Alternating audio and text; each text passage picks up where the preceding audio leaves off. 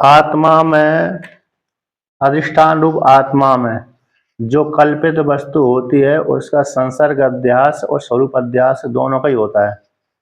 अधिष्ठान रूप आत्मा में जो कल्पित वस्तु का आरोप होता है तो उसमें स्वरूप अध्यास भी होता है और संसर्ग अध्यास भी होता है। लेकिन कल्पित वस्तु में अधिष्ठान रूप आत्मा का जब अध्यास होता है तो मात्र संबंध, जिसको संसर्ग अध्यास बोलते हैं। यानी अध्यास दो प्रकार का होता है। अध्यास का अर्थ होता है अतस्मिन तद्बुद्धि अध्यास, बिना अधिष्ठान वाले में दूसरे का आरोप हो जाना। जो जिसका अधिष्ठान नहीं है उस अधिष्ठान में दूसरे व्यक्ति का आरोप हो जाना उसको अध्यास बोलते हैं।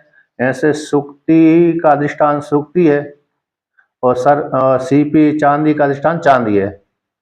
चांदी का अधिष्ठान चांदी है और सीपी का अधिष्ठान सीपी है। रस्सी का अधिष्ठान रस्सी है और सर्प का अधिष्ठान सर्प है। लेकिन रस्सी रूप अधिष्ठान में सर्प जो उसका आधार नहीं है, सर्प रस्सी का आधार नहीं है, फिर भी सर्प का अधिष्ठान सर्प है। लेकिन वो सर्प कल्पित सर्प इसमें आरोप हो जाता है, इसमें रस्सी में। तो जो जिसका अधिष्ठान नहीं है उसमें आरोप मान लेना, उसको क्या बोलते हैं? अध्यास बोलते हैं। तो अध्यास दो प्रकार के, स्वरूप अध्यास, संसर्ग स्वरूप अध्यास और अर्थाध्यास है। संसर्ग अध्यास और अर्थाध्यास है। ज्ञान अध्यास है। ज्ञान अध्यास है।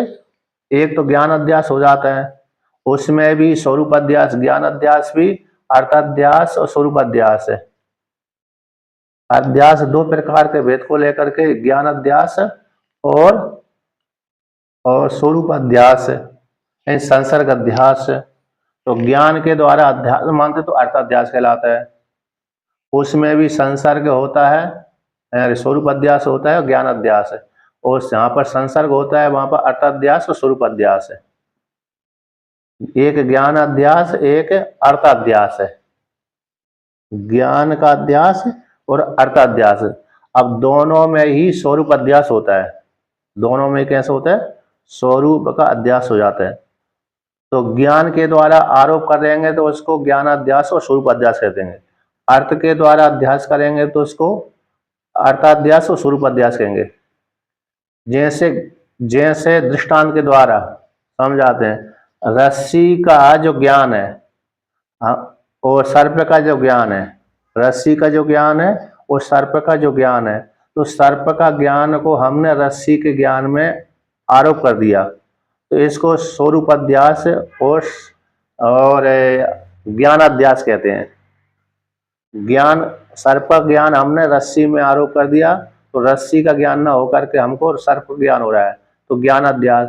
स्वरूप अध्यास, रस्सी जो सर्प का स्वरूप था वही रस्सी दिखने लगी, रस्सी भी उसी प्रकार दिखने लगी, तो स्वरूप अध्यास हो गया। अब अर्थाध्यास, तो अर्थाध्यास में जो सर्प था अर्थ, उस अर्थ का रस्सी रूप अधिष्ठान में दिख रहा है, उत्पन्न हो रहा है, अनिर्वचनीय उत्पन्न। और उसी प्रकार से संसर्ग है, संबंध हो गया, तो स्वरूप भी हो गया और संसर्ग भी हो गया, और उसको स्वरूप अध्यास और संसर्ग अध्यास दो दो प्रकार के भेद का वर्णन आता है। ज्ञान अध्यास भी दो प्रकार का होता है, ज्ञान अध्यास, स्वरूप अध्यास और ज्ञान अध्यास है, और संसर्ग अध्यास और अर्थाध्यास है। तो उसमें किसमें आया वर्णन? विशेष रूप से वृत्ति प्रभाकर में इसका अच्छी प्रकार से वर्णन किया है। वृत्ति प्रभाकर निश्चल दास जी की एक पुस्तक है। विचार चंद्रोदय, विचार सागर में भी आया है और वृत्ति प्रभाकर में अच्छी प्रकार से आया है। तो यानी स्वरूप अध्यास का अर्थ हो गया स्वरूप का अध्यास। तो स्वरूप जैसे सर्प था उसी प्रकार का रस्सी दिखने लगी। जैसा सर्प का आकृति है उसी प्रकार की रस्सी दिखने लगी। रस्सी का ज्ञान नहीं हो रहा उस काल में, तो उसको बोलते हैं स्वरूप अध्यास है। और संसर्ग अध्यास है, संसर्ग अध्यास का हो गया यानी रस्सी में सर्प का संबंध है, रस्सी में सर्प का संबंध है, तो संसर्ग अध्यास होगा, अर्थाध्यास है। स्वरूप का अर्थ होता है ढकना। जो कल्प अधिष्ठान है, जो अधिष्ठान वस्तु है, उसमें आरोपित व्यक्ति ने अपने आरोपित व्यक्ति ने ढांक लिया अधिष्ठान को। जैसे दूसरा दृष्टांत देते हैं, जैसे कोई छोटा सा पात्र है, छोटा सा पात्र है, तो उसको बड़े पात्र ने ढक दिया। जैसे छोटी सी कटोरी है, उसके ऊपर हमने वस्त्र डाल दिया, बड़ा घट डाल दिया, तो बड़ा वस्त्र डाल देने से वो कटोरी ढक जाती नहीं ढक जाती। अब वो कटोरी नहीं दिख रही, मात्र वस्त्र ही वस्त्र दिख रहा है। उसी प्रकार से अब रस्सी नहीं दिख रही, बल्कि सर्प ही सर्प दिख रहा है, तो उसको बोलते हैं स्वरूप अध्यास। जो अधिष्ठान स्वरूप दिखने लगा, यानी जो अधिष्ठान था, अधिष्ठान का स्वरूप न दिख करके आरोपित वस्तु का ही रूप दिख रहा है, आरोपित वस्तु का ही रूप दिख रहा है, उसको बोलते हैं स्वरूप। स्वयं का रूप है, स्वयं का अपना रूप है। स्वयं नहीं अपना होता है, तो अपना रूप दिखना है, यानी कल्पित वस्तु का अपना रूप दिख रहा है। किसमें? उस अधिष्ठान में जिसमें कल्पना की गई है। तो रस जैसे दृष्टांत दे रही ना, रस जैसे छोटी सी पात्र कटोरी को हमने वस्त्र से जब ढक दिया तो कटोरी दिखना बंद हो गई, बल्कि वस्त्र ही वस्त्र दिख रहा है। उसी प्रकार से रस्सी में जो सर्प दिख रहा था, रस्सी नहीं दिख रही, बल्कि रस्सी में सर्प का ज्ञान हो रहा है, सर्प ही सर्प दिख रहा है। तो उसको क्या बोलते हैं? स्वरूप अध्यास। रस्सी का आता पता नहीं है, सर्प ही सर्प दिख रहा है। अब वो अर्थाध्यास संसर्ग अध्यास, रस्सी वहां पर रस्सी में सर्प उत्पन्न हो गया, अनिर्वचनीय। ज्ञान के माध्यम से, धर्म के माध्यम से वह रस्सी में सर्प उत्पन्न हो गया थोड़ी देर के लिए, तो थोड़ी देर के लिए उत्पन्न होता है, इसलिए अनिर्वचनीय कहलाता है वो।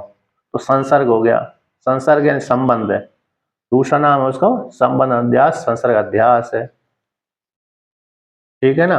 अब उसी प्रकार से अरे आत्मा का कल्पित वस्तु में आरोप हो जाता है, तो यहाँ पर मात्र संसर्ग अध्यास होता है, संबंध अध्यास है, एंड धर्म अध्यास, धर्मी अध्यास नहीं होता, मतलब स्वरूप अध्यास नहीं होता। अनात्मा में आत्मा का जब अध्यास होगा, उल्टा उल्टा जब अध्यास होगा, तो मात्र संबंध अध्यास होगा, स्वरूप अध्यास नहीं होगा। यदि अनात्मा में आत्मा का स्वरूप अध्यास मानेंगे तो वो अनात्मा दिखना ही बंद हो जाएगी। जैसे रस्सी में कल्पित सर्प जब आरोप करते हैं तो कल्पित सर्प दिखने लगता है, रस्सी का बाद हो जाता है, रस्सी दिखना बंद हो जाती है। उसी प्रकार से यदि आत्मा का स्वरूप अध्यास मानेंगे अनात्मा में, तो अनात्मा दिखना ही बंद हो जाएगी। तो इस प्रकार, तो इसलिए वहां पर क्या मानते मात्र? अरे संसर्ग अध्यास मानते, संबंध अध्यास, स्वरूप अध्यास नहीं मानते। और आत्मा हमेशा अधिष्ठान रूप से बनी रहती है, चेतन रूप से बनी रहती है, और कल्पित वस्तु थोड़ी देर के लिए अधिष्ठान बनता है, लेकिन उसके भीतर भी आत्मा अरे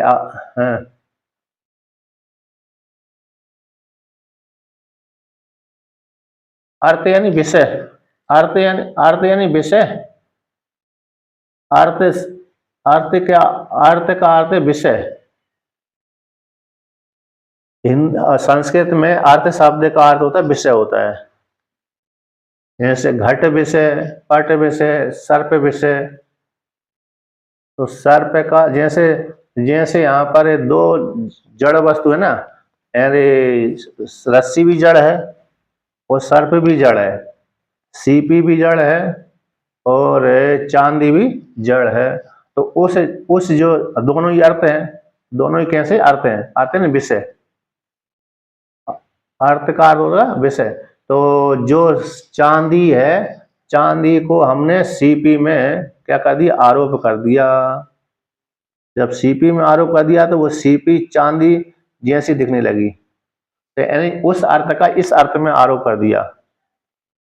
चांदी रूप अर्थ का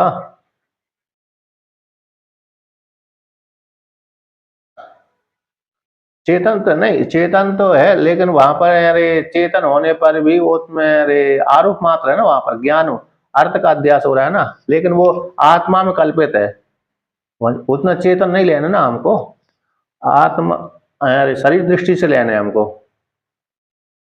तो जो सर्प है, सर्प के धर्म को लेना है और सर्प का ज्ञान लेना है और सर्प का विषय लेना है, चेतन को नहीं लेना है। और सबका अधिष्ठान चेतन परमात्मा ही है। तो आरोप मात्र लेना, विषय मात्र लेना है, इसलिए वहां पर विषय का रस्सी में आरोप हो जाता है। तो इसको अर्थाध्यास बोलते हैं। संसर्ग अध्यास, स्वरूप अध्यास है, उसी में भी ज्ञान अध्यास, स्वरूप अध्यास है। सर्प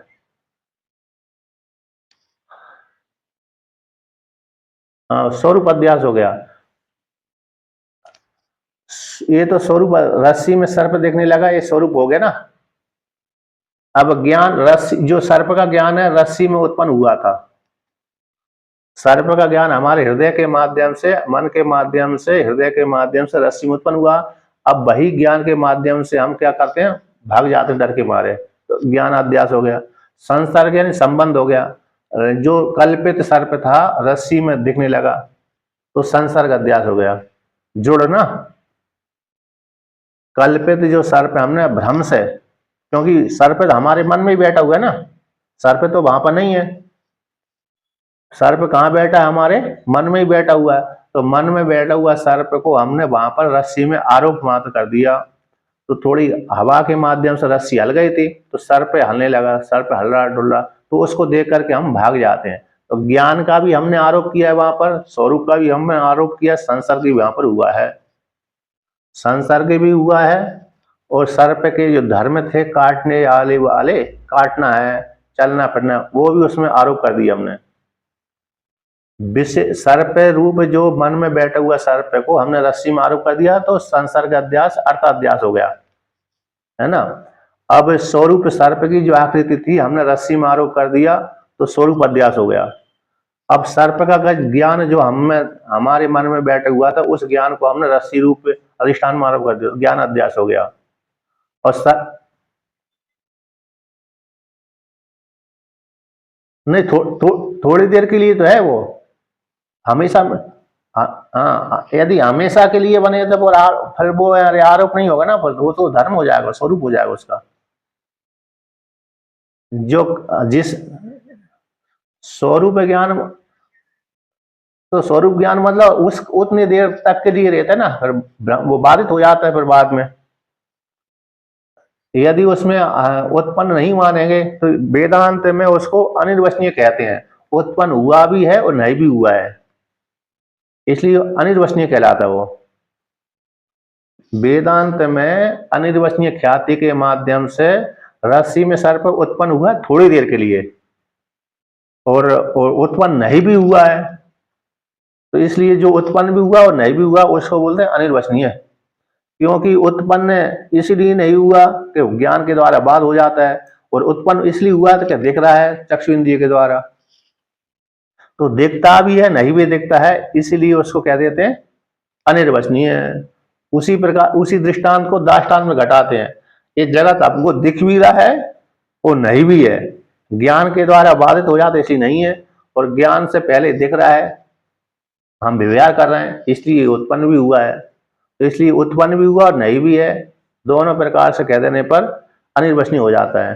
तो वेदांत में इस जगत को अनिर्वचनीय मानते हैं। उसी प्रकार रस्सी में सर्प उत्पन्न हुआ भी है और नहीं भी है, क्यों ज्ञान जब हो जाता है जिस काल में रस्सी में, रस्सी रूप अधिष्ठान का ज्ञान हो जाता है तो सर्प नहीं रहता है। लेकिन पहले तो उसको सर्प का ज्ञान के माध्यम से सर्प दिखा था थोड़ी देर के लिए, धड़कन तेज हो गई थी हमारी, तो उस थोड़ी देर के लिए उत्पन्न हुआ था। तो उसी को कहते थोड़ी देर के लिए उत्पन्न हुआ और ज्ञान के द्वारा बाधित हो गए, उसी हेतु से उसका नाम पड़ गया अनिर्वचनीय है।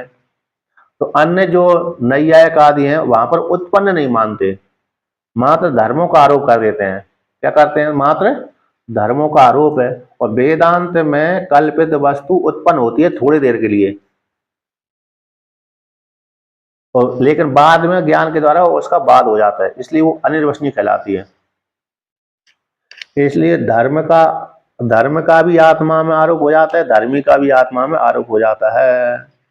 उसको धर्माध्यास है, धर्मी अध्यास है, ज्ञान का आरोप हो जाने से ज्ञान अध्यास है, और स्वरूप अध्यास है।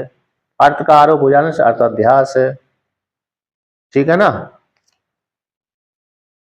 बीच बीच में फिर ज्यादा ज्यादा ज्यादा हो जाते पर समझ में नहीं आता। दूसरी प्रकार से दूसरी प्रकार से डाउनलोड है ना, अरे वृत्ति प्रभाकर के पुस्तक को इंटरनेट पर पड़ी हुई है वो, तो पीडीएफ फाइल है, तो पीडीएफ फाइल को डाउनलोड कर लीजिए। उसमें से 211 नंबर पृष्ठ पर अध्यास का वर्णन किया गया है। 211 नंबर पृष्ठ पे संसर्ग अध्यास, अर्थाध्यास, संबंध अध्यास, संबंधी अध्यास, एक एक अन्य तरह अध्यास, हाँ वृत्ति प्रभाकर है, हिंदी में ही है वो, निश्चल दास जी महाराज की लिखी हुई है, रचित है। पहले जो विचार सागर लिख दी थी उन्होंने, बाद में वृत्ति प्रभाकर लिखी है। तो उसमें स्पष्ट रूप से जो अर्थाध्यासों को विस्तार पूर्वक वर्णन किया है। तो 209 नंबर पृष्ठ पे है, 209 नंबर पृष्ठ पे 205 से चालू हो जाता है वो, तो 209 से लेकर के 20 पृष्ठ तक, 20-25 पृष्ठ तक वो अध्यास ही वर्णन करते हैं। 6 प्रकार के अध्यास होते हैं। एक अर्थाध्यास, एक ज्ञान अध्यास है, एक अर्थ का अध्यास, एक ज्ञान अध्यास। ऐसा पहले दो अध्यासों को वर्णन किया था, ज्ञान का अध्यास और अर्थ अध्यास। अब ज्ञान का अध्यास भी फिर वहां पर 2 प्रकार का भेद कर दिया, स्वरूप अध्यास है और ज्ञान अध्यास है। और फिर अर्थाध्यास का भी स्वरूप अध्यास और अर्थाध्यास है, तो 2 प्रकार के भेद कर दिए थे। और फिर उसमें अर्थाध्यास में ही फिर 6 प्रकार के भेद कर दिए। संबंध अध्यास, धर्म अध्यास, धर्मी अध्यास है, और धर्म एक अन्यतर अध्यास है, केवल केवल धर्म अध्यास, केवल धर्मी अध्यास है। ऐसे लेकर के अरे 6 प्रकार के भेद कर दिए अर्थ अध्यास के। तो यहाँ पर वे पहले हमने अरे भगवान भास्कर ने वर्णन कर दिया देह के धर्मों को और इंद्रिय के धर्मों को और अंतःकरण के धर्मों को आरोप कर दिया। फिर ये धर्माध्यास हो गया। अब फिर धर्मी अध्यास एवं हम प्रत्यय इस वाक्य के माध्यम से अरे धर्मी अध्यास कर दिया, धर्म और धर्मी दोनों का अध्यास कर दिया। देह धर्मान शब्द से तो इस स्थूल शरीर के धर्मों को आरोप कर दिया, तथा इंद्रिय धर्मान इस वाक्य के माध्यम से आत्मा में इंद्रिय धर्मों का आरोप कर दिया, तथा अंतःकरण धर्मान इस वाक्य के माध्यम से अंतःकरण के धर्मों को आत्मा में आरोप कर दिया। एवं हम प्रत्यय इस वाक्य के माध्यम से धर्मी का अध्यास कर दिया आत्मा में। तो धर्म और धर्मी दोनों का अध्यास हो गया। फिर बाद में विपरीत रूप से तम च पृथक आत्मानम साक्षिणम, इससे आत्मा का अनात्मा में आरोप कर दिया, अध्यास कर दिया।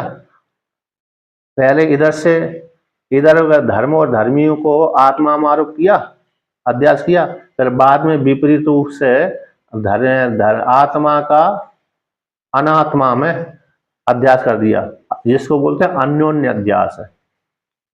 अन्योन्य अध्यास, एक दूसरे में अध्यास हो जाता है। जैसे एक दूसरे में अध्यास न माने तो गड़बड़ हो जाता है। जैसे लड़का लड़की ने विवाह किया, तो लड़की ही प्रेम करती रहे, लड़का प्रेम न करे तो फिर गाड़ी गड़बड़ हो जाती है ना। तो उसी प्रकार से एक दोनों जब प्रेम करते हैं तो बराबर है, अरे विवाह चलता रहता है। एक ही प्रेम करे, दूसरा प्रेम न करे तो वो विवाह उनका नहीं चलता। तो उसी प्रकार से यहाँ पर भी दोनों तरफ से संबंध किए हैं, अन्योन्य अध्यास है। आत्मा का अनात्मा में अध्यास और अनात्मा का आत्मा में अध्यास। लेकिन आत्मा का मात्र संसर्ग अध्यास होता है अनात्मा में, और अनात्मा का आत्मा में स्वरूप अध्यास, संसर्ग अध्यास दोनों होते हैं। ठीक है ना,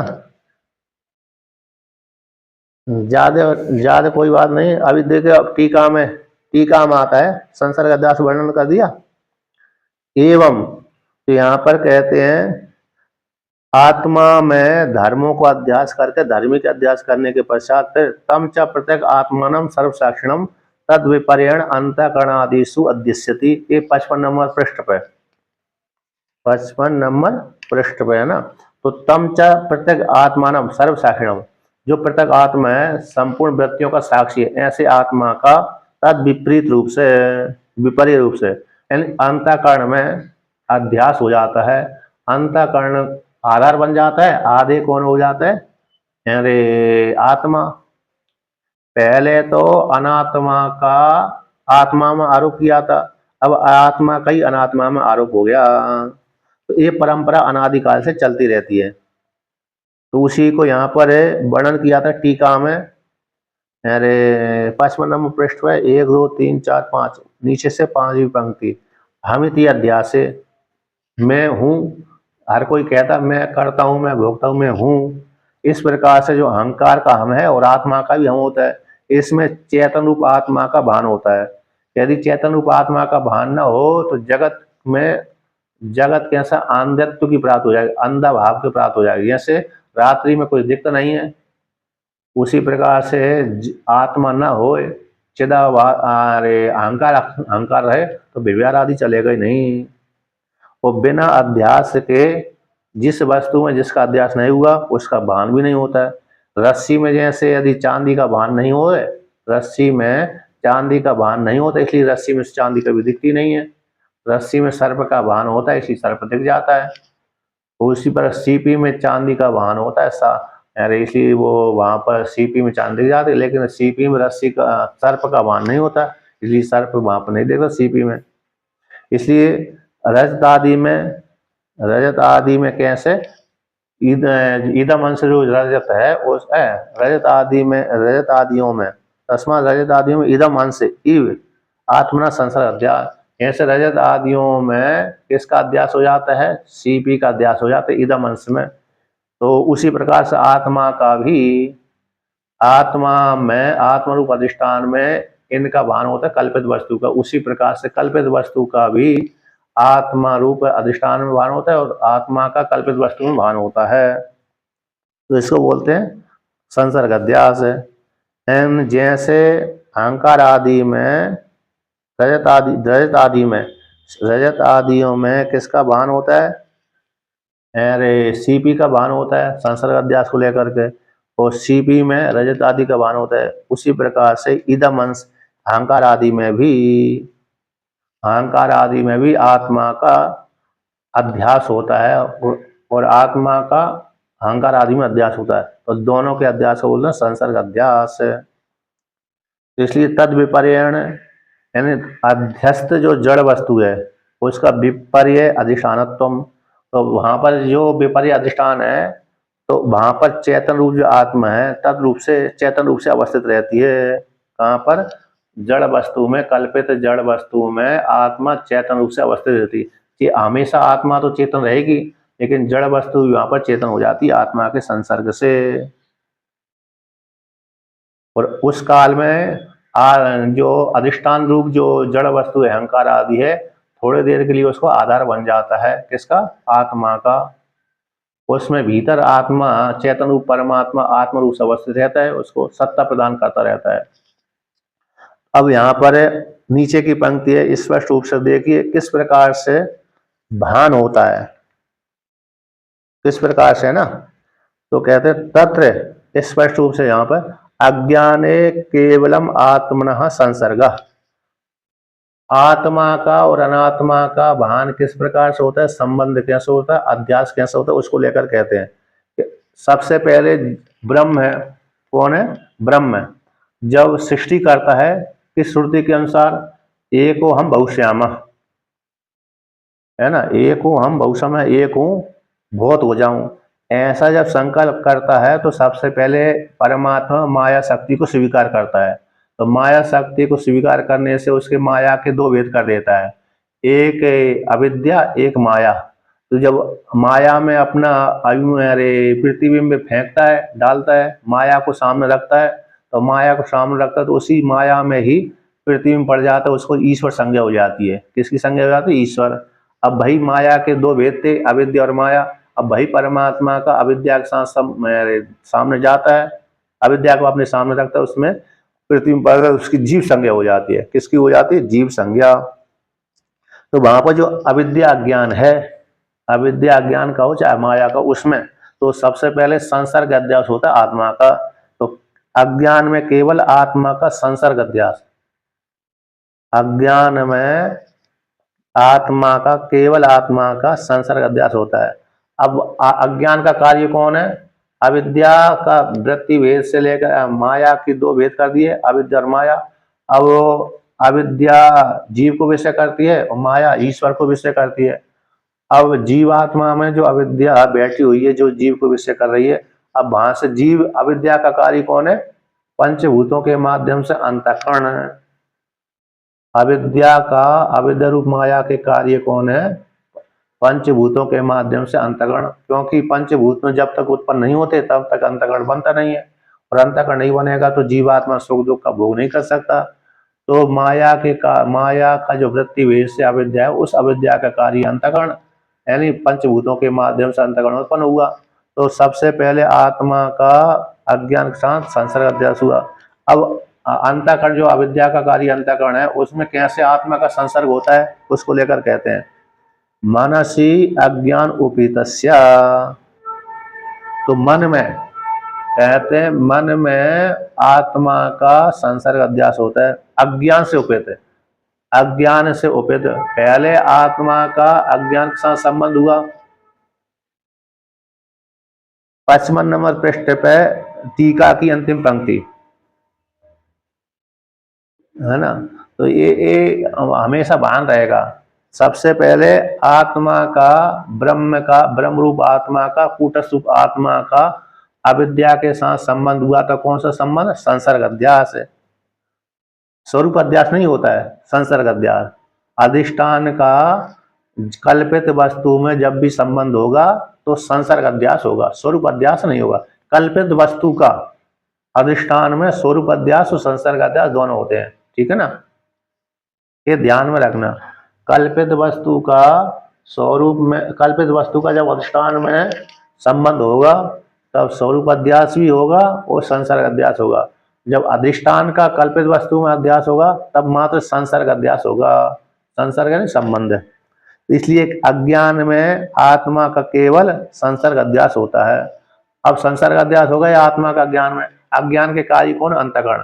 तो अंतःकरण में आत्मा का कैसे संबंध होता है? संसर्ग अध्यास। तो कहते हैं मन में अज्ञान उपितस्य, तो साथ साथ किसको ले लिया? अज्ञान को। अज्ञान रूप उपाधि के माध्यम से आत्मा का मन में संसर्ग अध्यास होता है। तो चेतन शक्ति पहले अज्ञान में आई, अज्ञान से फिर मन में आ गई।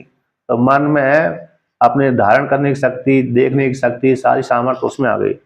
अब मन के माध्यम से पहले किस में आएगा? शरीर में और इंद्रियों में आएगा। तो देहादौ मन उपहि तस्या इति विशेषा। अब इंद्रियों में और शरीर में कैसे चेतन शक्ति का अध्यास होगा, आत्मा का अध्यास होगा? कहते हैं मन उपाधि को लेकर के। तो मन उपाधि, मन से विशिष्ट जो आत्मा है, उस मन के माध्यम से स्थूल शरीर में और इंद्रियों में अध्यास हो जाता है। इसलिए स्थूल शरीर को हम आत्मा मानते हैं। पहले सुषुप्ति अवस्था में मात्र अज्ञान में अरे आत्मा का संबंध हुआ, संसर्ग अध्यास। स्वप्न अवस्था में आया, क्योंकि अज्ञान का ही कार्य मन है, तो स्वप्न अवस्था में आने पर फिर मन के साथ आत्मा का संबंध हो गया। लेकिन अज्ञान उपाधि के कारण ही, अज्ञान उपाधि ना हो तो मन के साथ स्वप्न अवस्था में संबंध नहीं होगा। तो फिर मन से विशिष्ट आत्मा हो गया वहां पर स्वप्न अवस्था में। अज्ञान साथ साथ अज्ञान भी है, क्योंकि अज्ञान कार्य मन है, तो अज्ञान भी वहां पर बैठा हुआ। अब वही मन फिर जागृत अवस्था में आ गया, तो जागृत अवस्था में फिर अज्ञान भी है, मन भी है, फिर स्थूल शरीर इंद्रिय कार्य करने लगती है, तो इंद्रियों में भी आत्मशक्ति आ जाती है। क्या आ जाती है? स्थूल शरीर को भी फिर हम, जब स्थूल शरीर में संबंध होगा संसर्ग अध्यास आत्मा का, तो स्थूल शरीर को हम क्या बोलते हैं? आत्मा मानते हैं। तो मैं देवदत्त यज्ञदत्त हूँ, मैं गोरख काल हूँ, तो हमने स्थूल शरीर को ही आत्मा मान लिया था संसर्ग अध्यास कारण। तो हम कहते हैं मैं खाता हूँ, पीता हूँ, चलता हूँ, तो स्थूल शरीर के धर्म को आत्मा हम आरोप कर लेते हैं। दृष्टांत के द्वारा समझाते हैं, दृष्टांत के द्वारा। तो दृष्टांत कैसे हैं? ये तो धर्मी अध्यास हो गए ना। तो जैसे आप गुफा में रहते ना, गुफा में, तो गुफा में कोई व्यक्ति रह रहा है, लंबी गुफा है, अंदर प्रकाश है नहीं, गुफा में अंदर प्रकाश नहीं हो, तो लंबी होने के कारण तो अंदर तक प्रकाश ले जाते हैं। तो क्या करते हैं हम? गुफा के भीतर 4-5 प्रकार के दर्पण लगा देते हैं, 4-5 दर्पण। तो सबसे पहले सूर्य का प्रकाश भारी दर्पण पर पड़ता है, बड़े पे। अब वही उसका प्रतिबिंब अंदर वाले दर्पण पड़ जाता है, और अंदर वाले से फिर और अंदर उसका फिर प्रकाश दूसरे दर्पण पड़ जाता है, फिर उसको और अंदर वाले में पड़ जाता है। तो सबसे पहले बाहर का जो प्रकाश था, बड़े दर्पण पड़ा, तो उसको बोल दिया अज्ञान। अब वहां से अज्ञान का छोटा कार्य, छोटा दर्पण था, तो उसको मन मन में कल्पना कर दी, तो अज्ञान से चेतन रूप प्रकाश का, सूर्य का प्रकाश दूसरे दर्पण पर गया, उसको मान लिया मन, तो उसको स्वप्न अवस्था मान लो। अब स्वप्न अवस्था वाले मन में सूर्य का प्रतिबिंब पड़ गया था अज्ञान के माध्यम से, पर उसके भीतर वो छोटा दर्पण है, तो वो स्थूल शरीर और इंद्रिय आ गए, तो वो मन के माध्यम से वो सूर्य का प्रकाश दूसरे दर्पण के बाद तीसरे दर्पण पर चला जाता है, तो अंदर तक कई दर्पणों में वो प्रकाश चला जाता है, नहीं चला जाता है बाहर का प्रकाश, है ना। गुफा में अंदर तक ले जाते हैं, तो इसी प्रक्रिया से तो प्रकाश ले जाते हैं बाहर से। अभी तो जैसे लाइट लाइट छोड़ दीजिए, बिजली बिजली को जब बिजली है,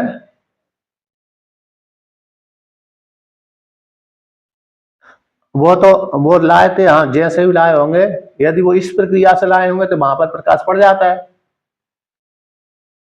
यही प्रक्रिया।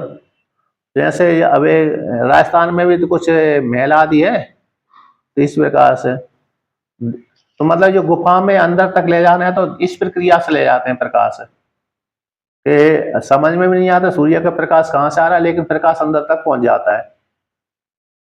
तो इसी प्रकार से पहले आत्मा का संबंध किससे हुआ, अज्ञान से हुआ, अज्ञान के माध्यम से मन में हुआ, मन के माध्यम से इंद्रिय में हुआ, इंद्रिय के माध्यम से स्थूल शरीर में हुआ।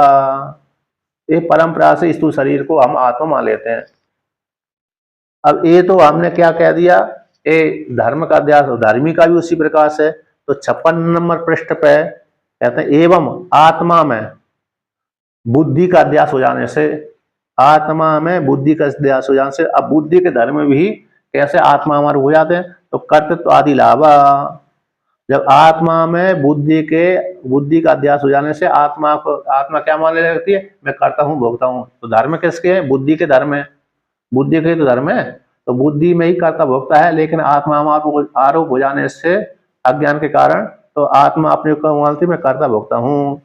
अब बुद्धि में जब आत्मा का अध्यास हो जाता है, तो फिर बुद्धि को किस फल की प्राप्ति होती है, कि बुद्धि आदौ च आत्माध्यासात चेतन लाभिति भावा। जब जब आत्मा में बुद्धि का अध्यास हो जाने से आत्मा अपने को कर्ता भोक्ता मानती है। जब बुद्धि में आत्मा का अध्यास होता है, बुद्धि में आत्मा का अध्यास, तो बुद्धि अपने आप को क्या मानती है, मैं चैतन्य हूं, है ना। बुद्धि को बुद्धि में जब आत्मा का अध्यास होगा तो बुद्धि अपने को चैतन्य मानने लगेगी। जब आत्मा में बुद्धि का अध्यास होगा तो आत्मा को किस फल की प्राप्ति हो जाएगी, कि मैं कर्ता भोक्ता हूं, इस प्रकार से प्राप्त हो जाते। तो धर्म का तो अन्योन्य अध्यास के माध्यम से, तो बुद्धि ने आत्मा के धर्म को ले लिया और आत्मा ने बुद्धि के धर्म को ले लिया, स्थूल शरीर के धर्मों को आत्मा ले लिया और आत्मा के धर्मों को स्थूल शरीर ने ले लिया, ठीक है ना। तो धर्म अध्यास, धर्मी अध्यास, धर्म का भी अध्यास हो जाता है, धर्मी का भी अध्यास हो जाता है, इस प्रकार। तो इसी को अन्योन्य अध्यास के माध्यम से संसर्ग अध्यास और स्वरूप अध्यास। तो कल्पित जड़ वस्तु का अधिष्ठान रूप आत्मा में जब भी अध्यास होगा तो संसर्ग अध्यास, स्वरूप अध्यास दोनों होगा, और आत्मा का जब कल्पित वस्तु में अध्यास होगा तब केवल संसर्ग अध्यास होगा। अब ये परंपरा कब से चली आ रही है, उसी को लेकर के कहते हैं, जो वर्णन अध्यास किया गया है उसको उपसंहार करते हैं कि एवं 55 नंबर पृष्ठ की अंतिम पंक्ति, एवं अयम अनादिर अनंतो नैसर्गिको अध्यासो मिथ्या प्रत्यय रूप कर्तृत्व भोक्तृत्व प्रवर्तक सर्वलोक प्रत्यक्ष। एवं इस प्रकार से जो अध्यास है, अयम अध्यास अनादि है, क्योंकि अविद्या अनादि है। जीव ईश विशुद्ध चित तथा जीव ईश्वर विदा अविद्या तच्चितुर योग षडस्माक मनादया। जीव है, ईश्वर है और ब्रह्म है, जीव ईश्वर का भेद है, और अविद्या और अविद्या का परमात्मा के साथ संबंध, इच्छा अनादि कहलाते हैं। उसी इच्छा अनादि में जो अविद्या आती है, तो ये जो अध्यास भी अनादि, अविद्या अनादि होने से उसका कार्य अध्यास भी अनादि है। तो यह जो अध्यास है अनादि है और अनंत भी है। अनंत क्यों है, क्योंकि जब तक ब्रह्म ज्ञान नहीं होता है तब तक उसका अज्ञान का बाध नहीं होता है। जब तक हमको रस्सी का ज्ञान नहीं होगा तब तक रस्सी में सर्प उत्पन्न होता ही रहेगा, है ना। जब है जीव तो अविनाशी है ही है, लेकिन जीव जी जब तक ज्ञान नहीं होता तब तक अरे वो जीव संज्ञा उसकी बनी रहेगी। जब ज्ञान हो जाएगा तो उसको ब्रह्म संज्ञा हो जाएगी, है ना। जीव संज्ञा संज्ञा मात्र हटती है, जीव का जो स्वरूप है वो परमात्मा है। तो कहते हैं यह जो अध्यास है अनादि है, क्यों? अविद्या का कार्य है, अविद्या अनादि होने से उसका कार्य है, अध्यास भी अनादि है और अनंत है। अनंत इसलिए है क्योंकि जब तक ज्ञान नहीं होगा, ब्रह्म ज्ञान नहीं होगा जीवात्मा को, तब तक अध्यास बना ही रहेगा। और नैसर्गिक है, स्वाभाविक है। कैसे? स्वाभाविक है। हाँ, और उसको टीका में कहा है 56 नंबर पृष्ठ की तीसरी पंक्ति टीका में, अनादि अविद्यात्मकतया कार्य अध्यासस्य अनादित्वम। अनादि अविद्यात्मक होने से, यानी जो कार्य अध्यास का भी बना, जो उसका मूल है। क्या क्या? हाँ, रत्न तो आपके पास में रत्न प्रवृत्त है। हाँ, तो इसलिए मैंने बोल दिया। तो कहते हैं जो तीसरी अनादि अविद्या, कैसी? अविद्यात्मक है, अनादि अविद्या अनादि है, तो उसी स्वरूपात्मा हो, उसी का कार्य अध्यास कहलाता है। तो कार्य अध्यास भी अनादि कहलाया, कारण जब वो अनादि है तो कार्य भी अनादि हो गया। तो अध्यास से फिर क्या, कैसे परंपरा बनती है? उसी को आगे टीका में कहते हैं, अध्यास से संस्कार उत्पन्न होते हैं, अध्यास से संस्कार बने, वो संस्कार से फिर अध्यास हो जाता है। जैसे हमने रसगुल्ला खाया तो हमारे मन में है उसका आस्वादन आ गया, रस आ गया, रसगुल्ला की, रसमलाई की जब हमको याद आ गया कि ऐसी रसमलाई हमने खाई थी, अब उसके संस्कार बन गए। उस संस्कार से फिर हमको खाने के लिए पुनः बाजार आदि में जाते हैं तो मंगा लेते हैं, फिर खाते हैं, फिर उसके नए संस्कार बैठ जाते हैं। तो इस प्रकार से अध्यास होता रहता है, संस्कार बनते रहते हैं, संस्कार से फिर अध्यास, ये परंपरा चलती रहती है। हमने जिस विषय का भोग किया उसके हमारे संस्कार बैठ गए, उसको भोगने के लिए हम प्रयत्न करते रहते हैं। तो प्रयत्न जब भोग लिया, भोग तो वो भोग करने के पश्चात पुनः उसके नए संस्कार बन जाते हैं। तो ये संस्कार बनते हैं और मिटते भी रहते हैं, भोग क्षय होता रहता है कर्मों के माध्यम। है, है? अज्ञान बैठा हुआ है ना, अज्ञान, अज्ञान के माध्यम से वो संस्कार बनते हुए रहते हैं, मिटते हुए रहते, नष्ट होते रहते, कर्म कर्म नए नए कर्म बनते रहते हैं और कर्मों का क्षय भी होता रहता है भोग के माध्यम से। इसलिए अध्यास से संस्कार बनता है, यानी आरोप से। हमने किसी रसमलाई आदि का जब अभ्यास कर लिया, मतलब उसको आस्वादन कर लिया, उस संस्कार बैठ गया, अब उसको अगले दिन खाने के लिए हम पुनः प्रयास करते हैं। जैसे हमने आज तो भोजन कर लिया, हमने रसमलाई खा ली, हम भोजन 56 प्रकार का भोजन कर लिया, अब भोजन करने के बचा आज की तो क्षुधा की निवृत्ति हो गई, हमको आज मिठाई नहीं खाना है, लेकिन कल के लिए तो पुनः भूख लग जाती है ना, कल फिर खाने लगते हैं। इसलिए तो ये पहले अध्यास कर देने से, आरोप कर देने से संस्कार होगा, संस्कार से फिर पुनः अध्यास बन जाता है। इसलिए प्रवाह, जो प्रवाह है नैसर्गिक है, जन्म मरण का जो प्रवाह है स्वाभाविक है, और कर्म करने का जो प्रवाह है अनादिकाल से चला हुआ आ रहा है। कर्म करो, फल भोगो, फल भोगो, फल के लिए पुनः कर्म करो, है ना, कर्म करो उसका फल भोगो, और फल के लिए पुनः कर्म करो। जैसे नौकरी है ना, नौकरी करो क्योंकि धन कमाने के लिए, धन क्यों कमाएंगे? खाने के लिए।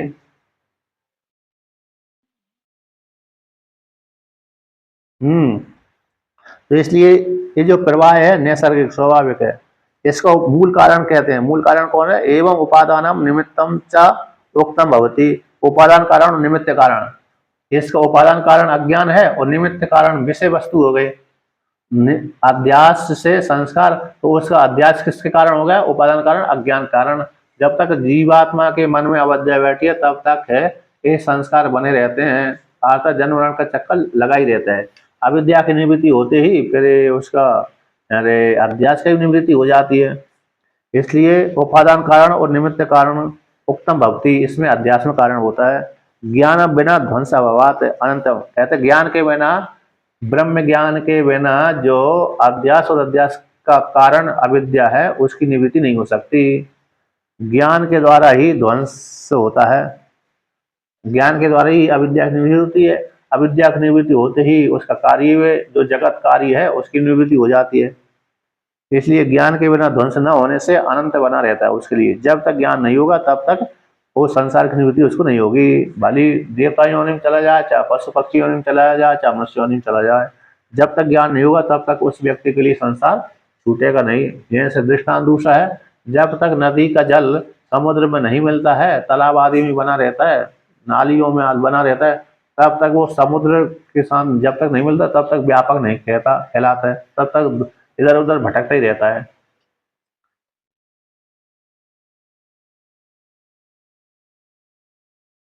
ये हाँ, मैं वो स्वाद वहां से निमित्त के कारण हो जाता है, निमित्त लगता है। अब कहते हैं, तो उसी को लेकर कहते हैं जो अनादिकाल से प्रवाह चला हुआ आ रहा है, अध्यास अज्ञान जगत आदि, उसको भगवान श्री कृष्ण ने भी गीता में कहा है, न रूपम अस्यहा ततोपलभ्यते नान्तो न चादिन न च संप्रतिष्ठा। ये 15वें अध्याय का है कि जैसे जगत का वर्णन किया गया, अस्य जगतस्य रूपम यह जैसे उपलब्ध होता है, जैसा वर्णन किया गया है ऐसा उपलब्ध नहीं होता, न इसका अंतर, न कोई आदि है, न कोई इसकी प्रतिष्ठा जगत की। स्वप्न में देखे गए जगत का जैसा वर्णन होता है वैसा दिखता ही नहीं है, न उसका अंत है, न आदि है, न अंत है, न उसकी प्रतिष्ठा है। जब तक ज्ञान नहीं हो रहा है जगत, जैसे हम इसका विचार करेंगे ना जगत का, ये पृथ्वी कहाँ से बनी, तो कारण में जाना पड़ेगी, कारण से फिर उसके कारण में जल में जाना पड़ेगी। पंचभूत, अरे जो हमारा शरीर है किस प्रकार से उत्पन्न हुआ, इसका कारण कौन है, तो पंचभूत लेना पड़ेगी। पंचभूतों में पृथ्वी आ गए, इस प्रकार पृथ्वी का विचार करने पर वो कहाँ से उत्पन्न हुई, तो जल में जाते हैं, जल का उत्पत्ति मानते हैं, कहाँ से उत्पन्न हुआ, तो तेज में जाते हैं, तेज की उत्पत्ति मानते हैं, तो फिर कहते हैं ये तेज किससे उत्पन्न हुआ, वायु से, वायु की उत्पत्ति का विचार करते हैं तो आकाश से, आकाश की उत्पत्ति का जब विचार करते हैं तो अविद्या, तो अविद्या कोई सत्य है नहीं है, अनिर्वचनीय कहलाती है। इसलिए जगत कैसे अनिर्वचनीय है। जब तक ज्ञान नहीं हुआ तब तक सत्य प्रतीत होता है, जिस काल में ज्ञान हो जाता है उसी काल में मिथ्या सिद्ध हो जाता है।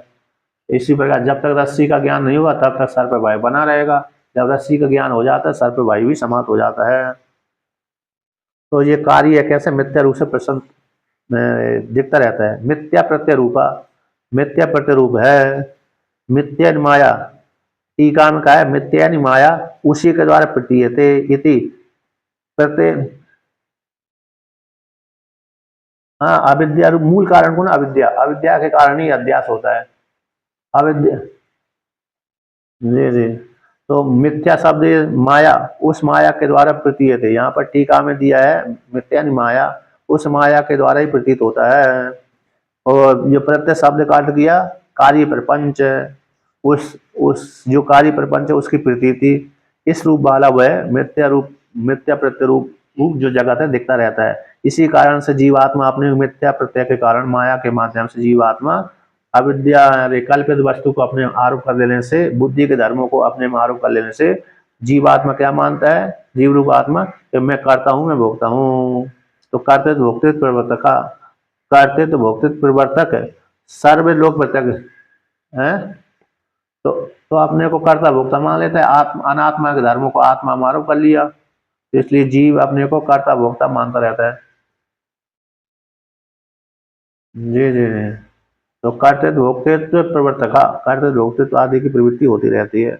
ये सभी लोगों, सर्वलोक प्रत्यक्ष, ये सारे प्राणी इसमें प्रत्यक्ष ही हैं, सारे प्राणियों के ये के सामने देखा जाता है। सर्वलोक प्रत्यक्ष का अर्थ कर दिया, सभी लोग इस प्रकार से जानते हैं। ये अध्यास है ना, सभी लोगों में प्रत्यक्ष है। कर्तृत्व भोक्तृत्व का जो अध्यास है सभी लोगों के में प्रत्यक्ष है ना। सभी लोग इस प्रकार से अपने आप को मानते, मैं करता हूँ भोगता हूँ। सारे प्राणी जितनी जीव जगत है वो सारे अपने को कर्ता भोक्ता मानते हैं, तो झूठा ही मान लेते हैं। अब कहते हैं झूठा मान लिया, झूठा ही।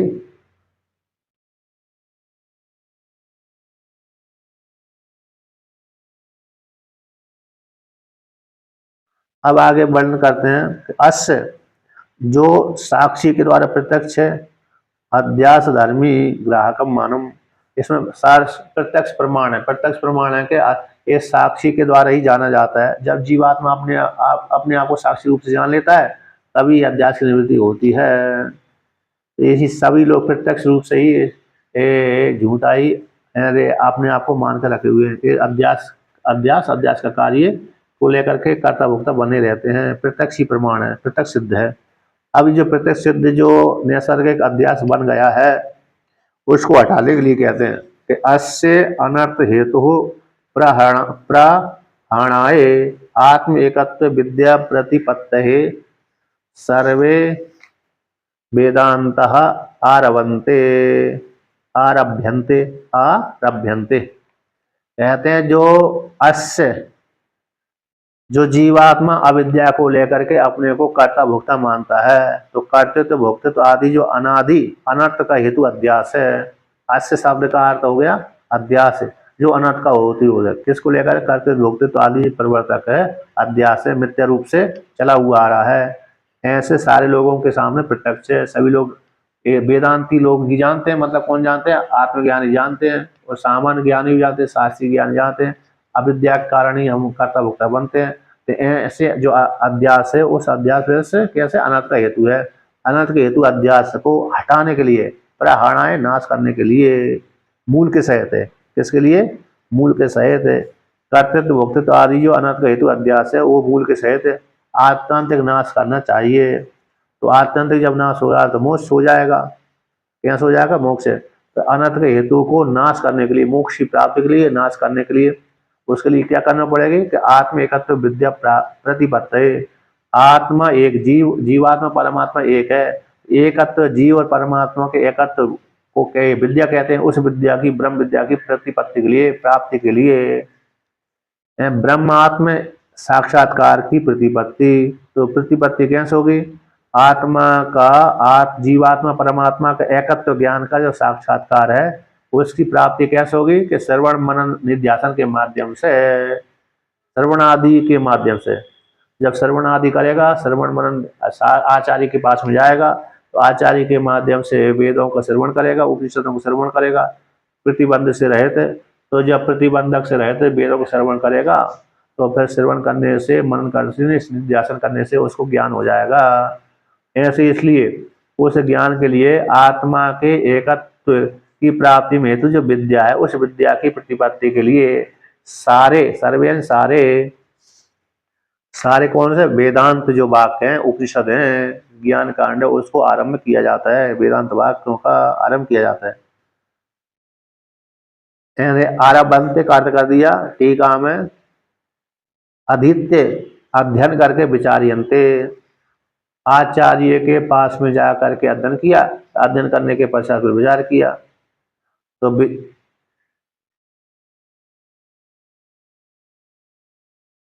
जीव ब्रह्म की एकता के लिए टीका में है, वो जीव ब्रह्म की एकता के लिए तो है, और क्या। अविद्या को नाश करने के लिए और जीव ब्रह्म की एकता के लिए तो उपनिषद है, और दूसरे के लिए नहीं है बस। और दूसरे के लिए तो कर्म कांड, उपासना कांड है। फल यानी सुख दुख, सुख आदि को पाप की निवृत्ति के लिए, सुख के लोकांतर गमन करने के लिए, थोड़े छोटे छोटे भोगों के लिए, तो फिर दूसरे उपनिषद, दूसरे उपासना कर्म कांड है ही है। तो इसलिए यहाँ पर वर्णन किया। अब यहाँ पर कहते हैं इसीलिए कहा गया। तो विचारित वेदांती का में 57 नंबर पृष्ठ पे 1 2 3 4 5 5वीं पंक्ति है।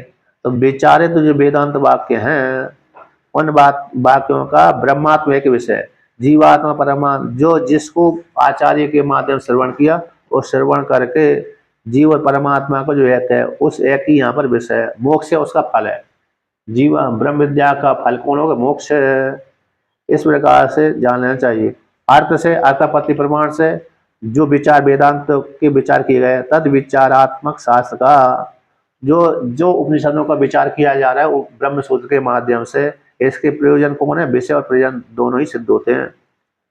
इस शास्त्र का ते वे ही ते कौन है? ब्रह्म, जीवात्मा परमात्मा का एक विषय और मोक्ष फल हो गया। तो विषय प्रयोजन इस ब्रह्म सूत्र में विचारित वेदांत वाक्यों का विचार का विषय और प्रयोजन फल है, जानना चाहिए। ते ही विषय प्रयोजन ही एक जानने योग्य है। ब्रह्म सूत्र में अभी कौन है? विषय प्रयोजन कौन है? जीव ब्रह्म की एकता, और प्रयोजन क्या है? सुख की प्राप्ति, दुख की निवृत्ति। इस प्रकार से तो इसलिए वेदांत उपनिषदों का आरंभ किया जा रहा है। तथा है ना, तो तथा को लेकर कहते हैं, पूर्व पक्षी प्रश्न कर रहा है कि वेदांतों में तो जैसे छांदोग्य उपनिषद है, बृहदारण्यक उपनिषद है, तो इसमें उपासना आदि का भान होता है। तो आत्मा एकत्व, आत्मा का एक ही तेसा, उनका अर्थ कैसे आप कह रहे हो? छांदोग्य उपनिषद में प्राण की उपासना आती है, हिरण्यगर्भ की उपासना आती है, अन्य अन्य की उपासना आती है, तो वेदांत वाक्यों में तो उपासना का ही भान होता है। आप कैसे कह रहे हो कि जीवात्मा परमात्मा का ही भान होता है? ऐसे अर्थ कैसे कर रहे हो? एक अकेले जीव और परमात्मा का ही भान होता है वेदांत वाक्यों में, उपासना का भान नहीं होता है, ऐसी बात कैसे कह रहे हो? एक ही अर्थ कैसे लगा रहे हो? जबकि छांदोग्य उपनिषद में और बृहदारण्यक उपनिषद में और अन्य अन्य उपनिषदों में प्राण की उपासना, हिरण्यगर्भ की उपासना का प्रतिबंध किया गया है। ऐसी प्राप्ति हो जाने पर उसको कहते हैं भगवान भास्कर 58 पृष्ठ का भाष्य, यथा च अयम अर्थः सर्वेषां वेदान्तानां ततः वयम् अस्यां शारीरिक मीमांसायां प्रदर्शिष्यामः। जिस प्रकार से अयम अर्थः, जो जीव परमात्मा एक जो अर्थ है, कौन? अयम चार्थ है ना, वेदांत वाक्यों में जिसको जो अर्थ किया गया ना, कैसा? जीवात्मा परमात्मा का एक ज्ञान जो अर्थ है, अर्थ सर्वेषां वेदांत, वेदांत वाक्यों का जो अर्थ है, विषय है। वे सारे उपनिषदों को सर्वेषां वेदांता नाम, तो सारे वेदांत वाक्यों का जो अर्थ है, विषय है। जिस प्रकार से उपनिषदों में कहा गया है, तथा उसी प्रकार से वयम, हम, वयम नहीं हम, अस्याम शारीरिक मीमांसायाम, तो शारीरिक मीमांसा में, किसमें? इसको ब्रह्म सूत्र के ऊपर जो भाष्य लिखा है उसको भगवान भास्कर ने शारीरिक मीमांसा नाम से कहा गया है, क्योंकि शरीर में शरीर भवति शारीरम, तो टीका में शरीरम एवं शारीरम, शरीर ही शरीरक है। शरीर कैसा? कुत्सित है, कुछ शारीर, यहाँ पे शारीरिकम में तो जो शारीरिक शब्द में का प्रत्यय है, निंदार्थ में आया, कुत्सित अर्थ में, क्योंकि शरीर तो कैसा नष्ट हो जाता है, सड़ जाता है, गल जाता है, नष्ट भ्रष्ट हो जाता है, इसलिए वो कुत्सित अर्थ में का प्रत्यय किया गया। तो शरीर में रहने वाला जो आत्मा है, जीवात्मा है, शरीर के भीतर रहने वाला निवासी जीवात्मा, जीव, उसका यहाँ पर विचार किया गया, ब्रह्मात्म विचार की मीमांसा की गई। शरीर के भीतर रहने वाला जीव ब्रह्म है कि जीव है? तो जैसे सारे वेदांतों में जो अर्थ है, विषय है, उसी को हम इसे शारीरिक मीमांसा में आगे प्रदर्शन करेंगे। किस वाक्य के माध्यम से? अतः तो ब्रह्म जिज्ञासा आदि के माध्यम से भविष्य में शारीरिक मीमांसा में हम प्रदर्शिष्यामा। यहाँ तक तो हमने अध्यासवास की सिद्धि करी है, यहाँ तक तो क्या करिए? अध्यासवास की। आगे हम उसका विचार करेंगे, जीवात्मा का जो सारे वेदांत वाक्यों का जो अर्थ था उसको हम आगे मन इस सूत्रों के अनुसार, अतः तो ब्रह्म जिज्ञासा आदि सूत्रों के अनुसार हम उसका विचार करेंगे। प्रदर्शिष्यामा, तो उपनिषदों का क्या अर्थ है, उसी को टीका में कहा है कि शरीर शरीरम ही शारीरम शरीरिकम, शरीर ही शरीरक है, कुत्सित होने से वो शरीर के भीतर रहने वाला शारीरिक को कौन? जीव कहलाता है। उसका, उस जीव का ही यहाँ पर ब्रह्मात्म रूप से विचार मीमांसा, पूजित विचार। इस मीमांसा में ब्रह्मात्म, शारीरिक मीमांसा में उसका जीव का हम विचार करेंगे, ऐसा वर्णन कर दिया। 58 नंबर पृष्ठ की ऊपरी पंक्ति टीका में, उपास्ति नाम चित्त एकाग्र द्वारा आत्म एकत्व ज्ञानार्थत्वात् तद वाक्यानाम अपि महातात्पर्यम एक इति बक्ष्यते। जो छांदोग्य उपनिषद में उपासना आई है, बृहदारण्यक उपनिषद में उपासना आई है, ईशावास्य उपनिषद में, केनोपनिषद में, कठोपनिषद में इत्यादि जहाँ पर भी उपासना आई है, तो उपासना क्या करती है? चित्त की एकाग्रता के द्वारा, चित्त की एकाग्रता, मन का एकाग्र, चित्त एकाग्र द्वारा आत्मा के एकत्व ज्ञान के लिए है उपासना। चित्त की एकाग्रता के माध्यम से आत्मा के एकत्व ज्ञान के लिए उपासना है। इसी उपासना वाले वाक्यों का महातात्पर्य किसमें है?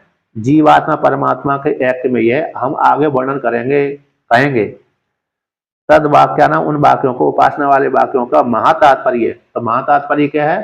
कहते एक ही है, जितने भी कर्म कांड है, उपासना कांड है, ज्ञान कांड का तो मुख्य तात्पर्य जीव आत्मा परमात्मा का एक ही है, लेकिन उपासना का भी महातात्पर्य किसमें है? एक में। और कर्म कांड का भी महातात्पर्य किसमें है? एक में। जीवा और परमात्मा को एक बोध कराने के लिए सारे वेद हैं। इसलिए एवं इस प्रकार से अध्यास को कह करके जीव आत्मा और परमात्मा के आत्मा ब्रह्म आत्मा के एक में विरोध न होने से, अध्यास को कह करके ब्रह्म और आत्मा के एक में विरोध न होने से ये विषय प्रयोजन वाला है ब्रह्म सूत्र। हाँ, अज्ञान के कारण अध्यास बन गया, अज्ञान का कार्य के मान, तो उसी के लिए जी जी इसी को हटाने के लिए जीव के स्वरूप को प्रतिपादन करने बोध कराने के लिए, इसलिए ये ब्रह्म सूत्र विषय प्रयोजन वाला है। विषय को जीव ब्रह्म की एकता, विषय प्रयोजन सुख की प्राप्ति दुख की निवृत्ति प्रयोजन वाला होने से इस शास्त्र आरंभ करने के योग्य है। कौन? ब्रह्म सूत्र। ब्रह्म सूत्र के ऊपर भाष्य लिखना चाहिए, आरंभ करने के योग्य, क्योंकि विषय प्रयोजन वाला है।